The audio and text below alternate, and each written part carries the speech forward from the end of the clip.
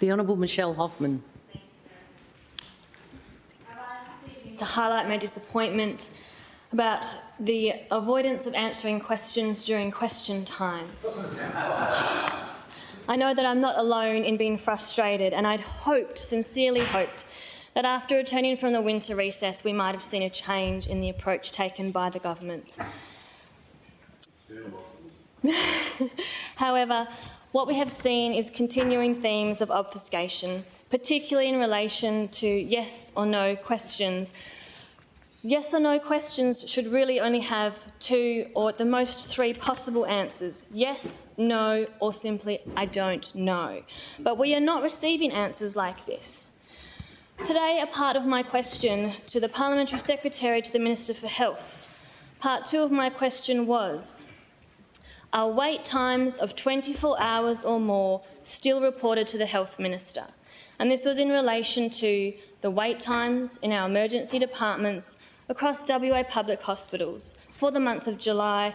In particular, there were other stats asked, but for all of my questions asked, the response was, it is not possible to answer this in the limited time frame, and I ask the member to please put this on notice. I don't understand how it's not possible to know whether the Health Minister is receiving reports of wait times of 24 hours or longer in our emergency departments. Now, members, this feels quite surreal. It feels like a joke. In fact, it feels a bit like an episode of Yes Minister or Yes Prime Minister. For those, in case there's anyone who's not quite familiar with it, I want to give you an example of why it seems like we are living in this TV program. In season 1 of episode 4 of Yes Minister, episode titled Big Brother, Bob asked Jim, "Well, Minister, could we have the answer?" And Jim answered, "Well, yes, of course. I was just about to give it to you, if I may.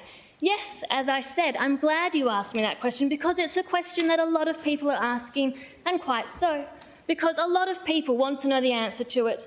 And let's be clear about this, without beating about the bush, the plain fact of the matter is that it is a very important question indeed, and people have a right to know." Bob asks, "Minister, we haven't had the answer yet." And Jim's reply, "I'm sorry, what was the question?"